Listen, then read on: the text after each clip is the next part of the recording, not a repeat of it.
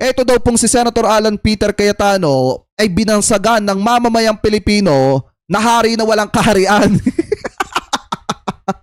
Binansagan daw mga kababayan na a king without kingdom. Yan yung bansag ng taong bayan. So ito, pakinggan po natin. Pahabol mga kapatid, nalalagay sa langanin ng liderato ni Senate President Alan Peter Cayetano. Ngayong 11-11 ng minorya at mayorya, ano na kaya ang susunod na kabanata? Ang bansag ngayon ng ilang netizen kay Cayetano, haring walang kaharian. Kahit daw kasi nakaupo sa kanyang trono, hindi niya magawa ang kanyang gusto. Tulad na lang ng tinutulak nilang online participation at voting sa Senado. At ngayong nakakulong si Senator Jinggoy at nagtatago naman si Senator Bato. Nabawasan pa ang kanilang puwersa. Pero kahapon, tila nag-flex ng kanyang kapangyarihan si Cayetano at ang mayorya. Nang Indian sila sa plenaryo. Ilang oras sa gintay, sa wala ang minorya. Alam nyo mga kababayan, hindi lang pala dapat ang pinag-uusapan ng mga kababayang Pilipino yung Ghost Project, no? Alam nyo kung may Ghost Project sa DPWH, sa mga proyekto ng gobyerno, meron din palang Ghost Senators. Diyan mga kababayan sa Senado. Kasi nang Ghost sila eh. Iniwan nila yung mga taga-minority, hindi nila sinipot. Diba? Gantihan pa raw sila ng aircon at internet. Tingin tuloy ng netizens, gantihan ni Cayetano at ng mayorya sa pag-walkout ng minorya noong isang linggo. Sa hindi matapos-tapos na drama sa Senado, walang magawang sambayanan kundi abangan ang susunod na kabanata.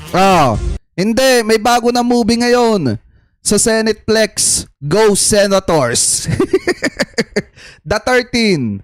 Diba meron the 13 Judas mga kababayan? Ngayon, may Go Senators na. At yun ang grupo ni Alan Peter Cayetano kasi ginost nila yung plenary session kahapon hanggang kanina. Mga kababayan, na taabutin pa yun ng hanggang bukas pa.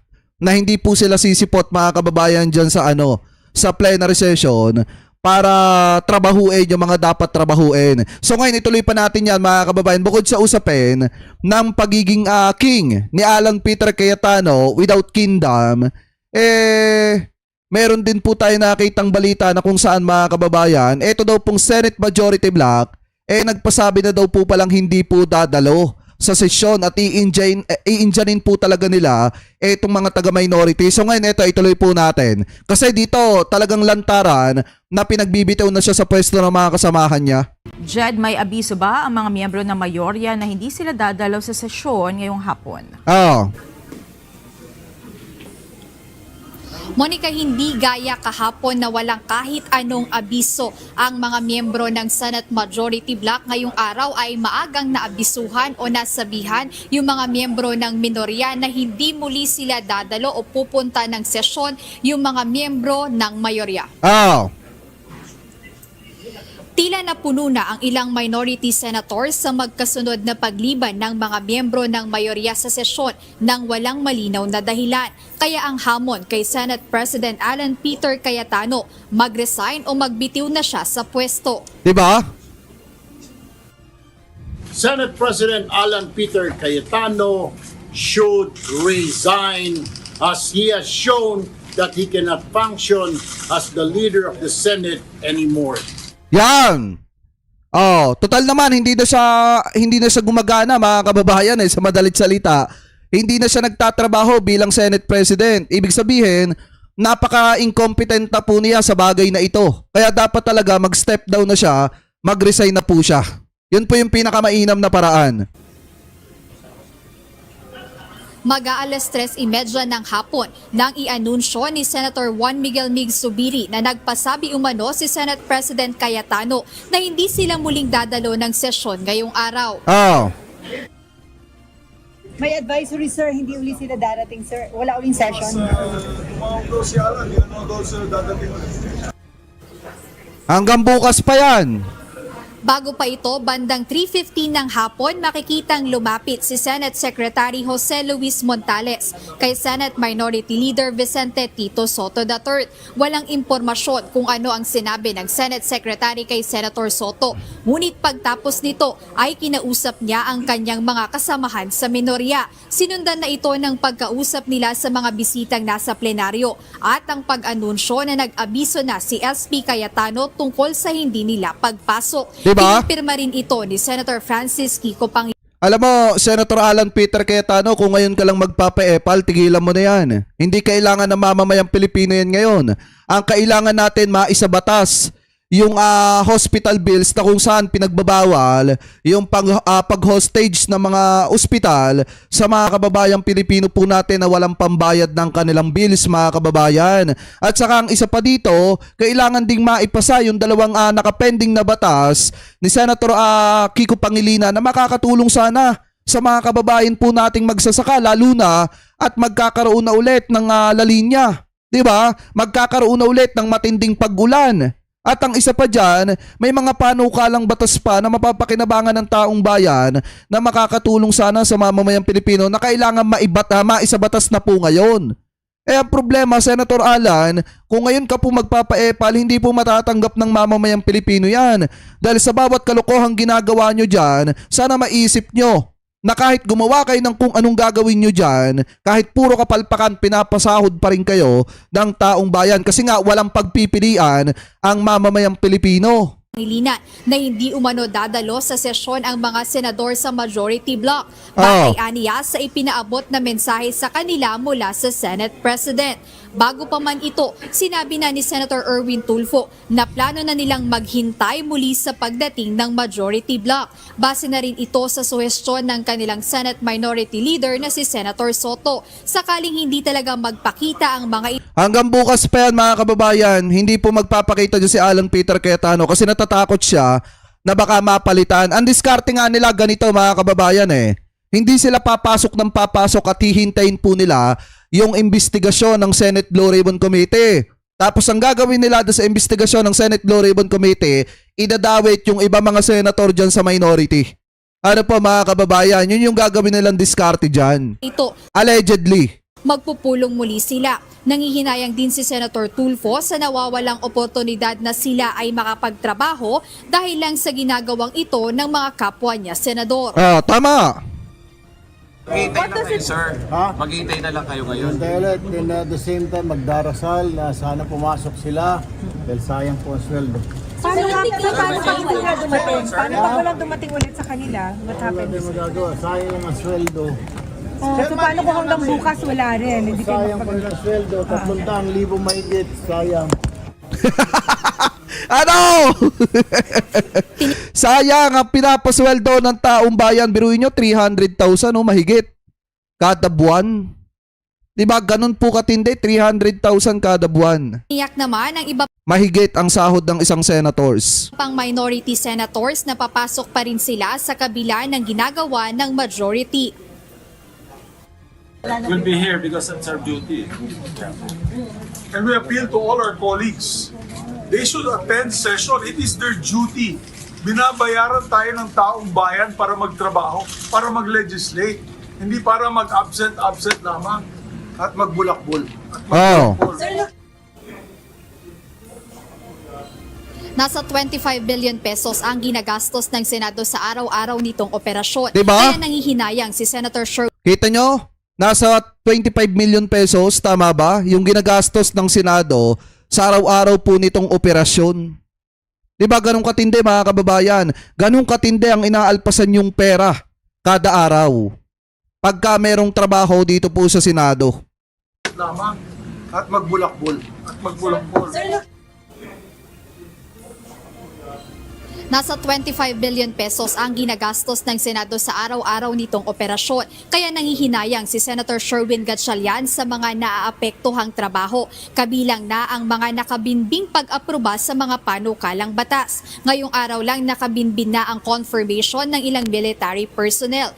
Kaya nga po Ate Etelyn Solis nakaka-high blood tong mga to, no?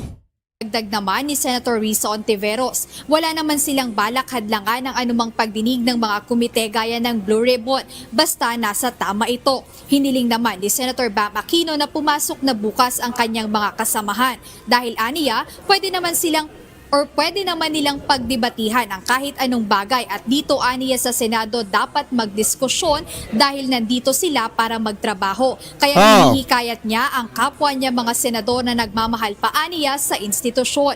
Samantala, pinabulaanan din ng minorya ang sinabi kahapon ni Senator Jinggoy Estrada na may mga kumausap umano sa kanya para talikuran ang majority bloc sa Senado kapalit ang pagpapawalang bisa sa kanyang kaso. Tinawag ng minority bloc na unprecedented at abandonment ng duty ang ginawa ng kanilang mga kasamahan. Tama. At isa sa tinitingnan nilang gawin ay posibleng pag-file ng ethics complaint o pagtulog sa Supreme Court. Monica, kabilang doon sa mga aasahan natin dito sa Senado ay kung magsisimula na ba yung sesyon bukas, lalo na base sa calendar ng Kongreso ay bukas yung nakatakdang last day ng sesyon o yung Senate adjournment. So gaya kanina tsaka kahapon hindi nakapagsimula yung sesyon dahil unang-una walang quorum o walang 13 senador na present doon sa plenaryo at wala ring presiding officer. So in-explain kanina ng minority na yung presiding officer ay yung Senate President o kung wala naman yung Senate President, pwede yung Senate President pro tempore o kaya naman yung Majority Leader o kung wala pa rin yung Majority Leader, pwede yung kahit alin doon sa dalawang Deputy Majority Leader or kung wala talaga ay any other member na dinesignate ng Senate President. Pero gaya nga nung mga nakaraang nangyari at saka kanina ay wala nga nag-preside doon sa session at wala ring quorum. At bukod dyan na inaapel nga or umaapel nga yung minority senators na pumasok na yung kanilang mga kasamahan dahil Malabo pa yan. Hanggang bukas pa yan mga kababayan siguro na hindi magpapapasok. Kasi talagang ipinapakita ni Alan Peter Cayetano yung kapangyarihan niya bilang Senate President. Di po ba? Yun yung ginagawa niya. Ipinapakita niya na siya ang masusunod at kailangan masunod. Kaso nga lang ang pinaka-apektado dito, ang taong bayan. Ano po, alam niyo, hindi naman nagagalit ang taong bayan sa minority. Nagagalit ang taong bayan sa mga taga-majority. At pag hindi pa sila nagpalit ng leadership ng Senado mga kababayan at nanatili si Alan Peter Cayetano, baka 2 taon na nakakalipas wala pang nagagawa ang Senado. maraming ang nakabinbin na mga panukalang batas na kailangan nilang mapagdebatihan o kaya matalakay sa plenaryo. At kaugnay nito, nagkaroon din ng Facebook Live si Senate President Alan Peter Cayetano at muli niyang binanggit na kung makakabuo ang minorya ng 13 boto ay handa naman niyang bitawan ang kanyang posisyon sa pagka-Senate President. Katulad din ng sinabi niya mga kababayan noon kay Velasco, kung magkakaroon daw ng numero itong si Velasco, handa niyang iwanan yung posisyon ng pagiging House Speaker nung panahon ni dating Pangulong Duterte. At ngayon, yan din yung sinasabi niya, kung makakabuo ng 13 na senators itong minority mga kababayan, handa niyang iwanan ng pagiging Senate President. Ayan muna update mula rito sa Senado. Balik sa'yo, Monica. Maraming salamat. So ngayon mga kababayan, since nagkakaroon ng kaguluhan sa Senado, syempre may isang eepal dyan. At alam nyo na kung sino mga kababayan, na kunyari magpapakitang may concern na naman sa mamamayang Pilipino kahit wala naman talaga. Ano po, so ngayon, ito, pakinggan po natin yung inilabas daw na bagong video ni Sara Duterte na kung saan mga kababayan naglabas daw ng statement patungkol daw po sa nangyayaring kaguluhan. Mga kababayan, hindi lang sa Senado kung hindi dito din sa ating bansa. So ngayon ito, pakinggan po natin. Biruin nyo ang tagal din niya nawala. Tapos hindi maramdaman ng taong bayan kung ano ba pinagagagawa niya. Tapos biglang lalabas at magpapaepal mga kababayan. So ngayon ito, i-play po natin. Ang mga natutunghayan natin ngayon ay dapat ikabahala ng bawat Pilipino naniniwala sa demokrasya. Ano man ang kanilang paniniwala. Biruin mo, nakulong lang si Jinggoy, bigla kang nabuhay ulit. Nakulong lang si Jinggoy mga kababayan, biglang nabuhay ulit at nagsalita. O kulay sa politika. Nakikita natin kung paano ginagamit ang mga institusyon ng gobyerno at ang pera ng taong bayan laban sa anumang oposisyon. Script na naman. Sa halip na tutukan ang mga tunay na suliraning kinakaharap ng ating mga kababayan, ginagamit ang kapangyarihan upang patahimikin ang mga boses ng mga hindi sumasang-ayon. Ang mga natutunghayan natin ngayon Yan yung sabi ni Sara Duterte, mga kababayan, ha. Ginagamit daw lahat ng institusyon ng pamahalaan ng gobyerno para daw po patahimikin yung mga kumokontra sa gobyerno. Maliwanag naman na may kaso talaga si Senator Jinggoy paano nasabing pang-weaponization labang kay Jinggoy Estrada yung kaso niya? Maliwanag naman na kailangan niyang managot. Hindi ba, mga kababayan? Alam niyo ang problema dito kasi kay Vice President Sara Duterte, bukod sa hindi na nga ito nagtatrabaho, saka lang siya magsasalita kung kailan niya gusto. Di po ba? Pero pagka tungkol sa kinabukasan ng mamamayang Pilipino, tanungin niyo yan, walang isasagot yan. Puro ang sinasabi, puro sa kapakanan ng taong bayan, wala naman siyang ginagawa para tulungan ang mga kababayang Pilipino po natin. At ang nakakapagtaka dito, saka lang siya magsasalita kapag ka yung kaalyado niya, mga kababayan, ang nalalagay sa alanganin. Pero kapag ka normal na mamamayang Pilipino yung nasa alanganin, tahimik po yung ating Vice Presidente. Di ba, mga kababayan? So kayo, kung kayo po ang tatanungin, ano po masasabi nyo? Hingil po sa usapin na yan, mga kababayan. Ano po ang komento ninyo hingil po dito kay Alan Peter Cayetano na hari pero walang kaharian? At ano rin po masasabi ninyo na pinagre-resign na si Alan Peter Cayetano ng kanyang mga kasamahan sa Senado na mga senators, mga kababayan? So comment below na lamang po kung ano po masasabi nyo hingil po dyan.